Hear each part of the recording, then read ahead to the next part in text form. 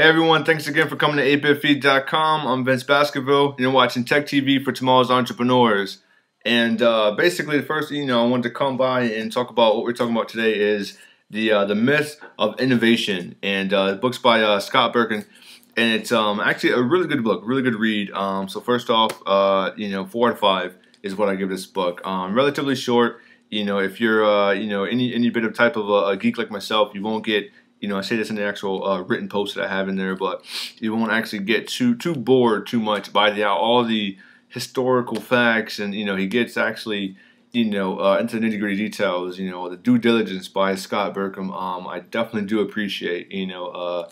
Very well researched. Not just going, oh, I remember being taught this. In grade school type of deal. He actually very well researched all the information in this book. So.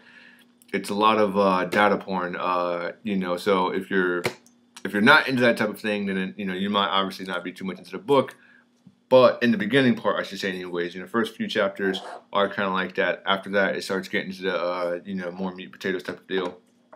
But the book itself is actually a really decent read, as far as, what he talks about. He talks about how, the myths of innovation, as far as, Isaac Newton discovering the whole concept of gravity, the whole apple in his head, whereas a lot of people are misled about the whole past of actually all the research and all the stuff that came before him, and if the whole figurative apple even actually happened is very debatable.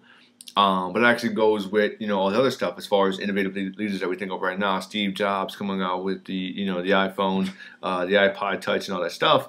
As innovative as it was, it wouldn't have been done without the years of research beforehand. So it's just it kind of tackles your way of reforming your actual way of thinking, as far as if you need to come up with your innovative idea of someone, you're working for a department and they're saying, hey, we need to come up with these creative ideas. It's not so much as I need to be sitting in a bathtub doing this or doing any of these eccentric type of situations that these other great innovators have done. It's more or less actually taking the concepts behind it and saying, hey, what actually happened? It's about trial and error. It's about doing your due diligence, doing about all your research, all your arduous actual work behind it to get into that state of mind of once you take that break and having your eureka moment, mowing the lawn or something. It's just not you're not going to just magically mow the lawn one day and all of a sudden come up with the concept of relativity or something like that. It's the research that goes behind it. So.